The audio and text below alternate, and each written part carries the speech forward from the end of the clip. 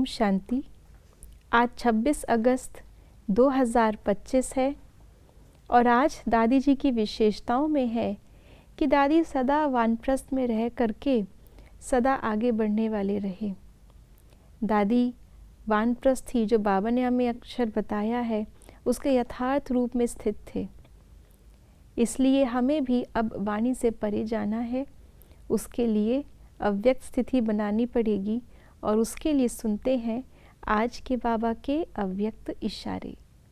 आदि काल अमृत वेले अपने दिल में परमात्म प्यार को संपूर्ण रूप से धारण कर लो। अगर दिल में परमात्म प्यार, परमात्म शक्तियाँ, परमात्म ज्ञान फुल होगा तो कभी और किसी भी तरफ लगाव या स्नेह जा नहीं सकता। बाप से सच्चा प्यार है तो प्यार की निशानी है समान, कर्मातीत। करावनहार होकर कर्म करो, कराओ। कभी भी मन, बुद्धि व संस्कारों के वश होकर कोई भी कर्म नहीं करो।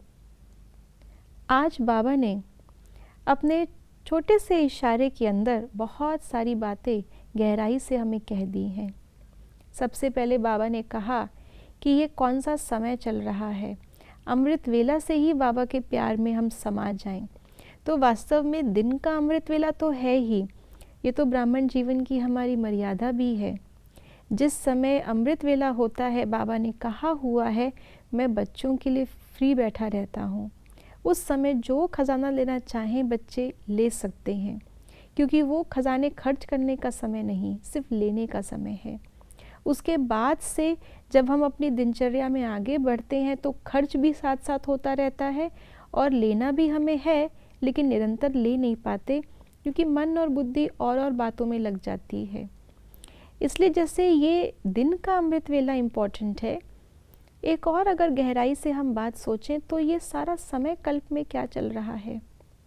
ये सारा समय ही कल्प का अमृत वेला है, संगम युग, जो कि सतयुग रोशनी के समय में, दोपहर दिन के समय में हमें ले जाने के लिए बाबा इस समय आए हुए हैं।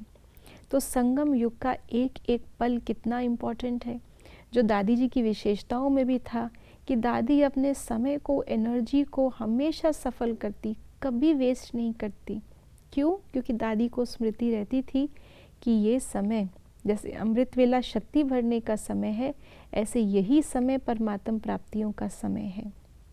और उसमें भी विशेष बाबा ने आज 3 प्राप्तियां बताई हैं। सबसे पहले परमात्म प्यार, फिर साथ साथ परमात्म ज्ञान, और जितना जितना प्यार उतना उतना ज्ञान अंदर बैठता जाता है, और ज्ञान के बाद फिर परमात्म शक्तियाँ।